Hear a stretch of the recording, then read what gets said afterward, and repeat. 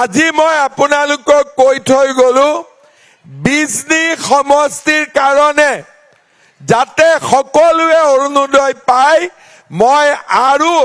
10,000 অৰুণোদয় বিজনী সমষ্টিত দিম আৰু যিবিলাকক নতুনকৈ অৰুণোদয় দিম প্ৰথমবাৰ অৰুণোদয় পাওঁতে পুৰণা 9,000টো সোমাই দিম লগতে ভাল হ'ব নে বেয়া হ'ব পাক্কা ভাল হ'ব তাৰ মানে 25,000 পালে উদ্যমিতা আৰু অৰুণোদয় নোপোৱাবিলাকে পালে অৰুণোদয় আৰু লগতে